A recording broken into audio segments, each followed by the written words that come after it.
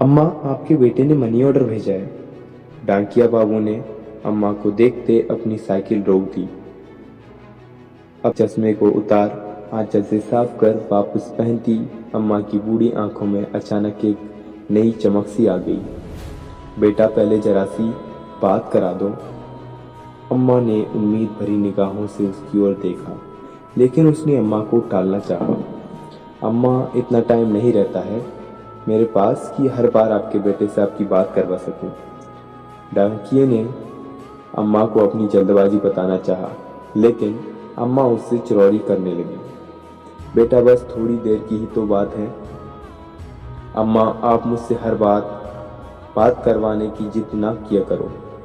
यह कहते हुए वह डाकिया रुपए अम्मा के हाथ में रखने से पहले अपने मोबाइल पर कोई नंबर डायल कर लेने लगा।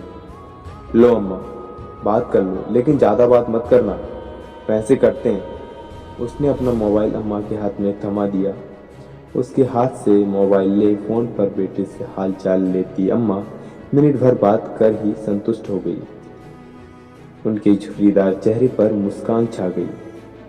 पूरे 1000 रुपए हैं अम्मा। ये कहते हुए उस डाकिये ने 100 के 10 नोट अम्मा की ओर बढ़ा दिए।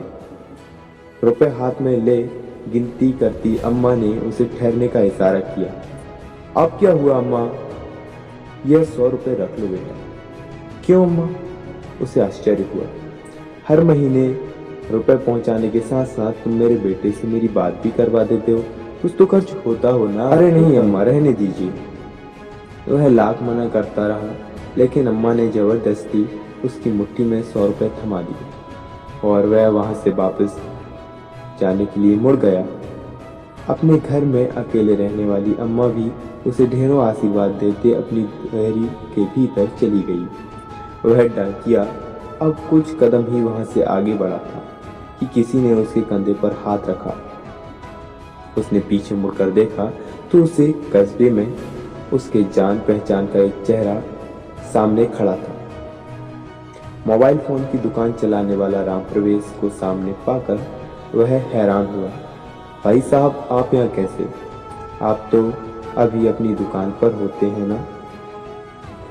मैं यहाँ किसी से मिलने आया था, लेकिन मुझे आपसे कुछ पूछना है। राम प्रवेश की निगाहें उस डाकिये के चेहरे पर टिक गईं। जी पूछिए भाई साहब। भाई, आप हर महीने ऐसा क्यों करते हैं? मैंने क्या किया है भाई साहब? राम प्रवेश के सवालिया निगाहों का सामना करता डाकिया तनिक घबरा गया। हर महीने आप अम्मा को भी अपनी जेब से रुपए देते हैं और मुझे फोन पर इनका बेटा बनकर बात करने के लिए भी रुपए देते हैं, ऐसा क्यों? राम प्रवेश का सवाल सुनकर डाकिया थोड़ी देर के लिए सब पका गया, मानो अचानक उसका कोई बहुत बड़ा झूठ पकड़ा गया हो। लेकिन अगले ही पल उसने सफाई दी। मैं रुपए इन्हें नहीं, अपनी अम्मा को देता हूँ। मैं समझा नहीं। उस डाकिये की बात सुनकर राम प्रवेश हैरान हुआ, लेकिन डाकिया आगे बताने लगा। इनका बेटा कहीं बाहर कमाने गया था और हर महीने अपनी अम्मा के लिए 1000 रुपए का मनी ऑर्डर भेजता था। लेकिन एक दिन मनी ऑर्डर की जगह इनके बेटे के एक दोस्त की चिट्ठी अम्मा के नाम आई थी। उस डाकिये की बात सुनते ही राम प्रवेश को जिज्ञासा हुई। कैसी चिट्ठी? क्या लिखा था उस चिट्ठी में?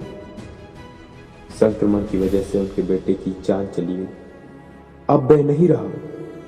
फिर क्या हुआ भाई? राम प्रवेश की जिज्ञासा दुगनी हो गई, लेकिन डाकिये ने अपनी बात पूरी की। हर महीने चंद रुपयों का इंतजार और बेटी की कुशलता की उम्मीद करने वाली इस अम्मा को यह बताने की मेरी हिम्मत नहीं हुई। मैं हर महीने अपनी तरफ से इनका मनी ऑर्डर ले आता हूँ। लेकिन यह तो आपकी अम्मा नहीं है ना?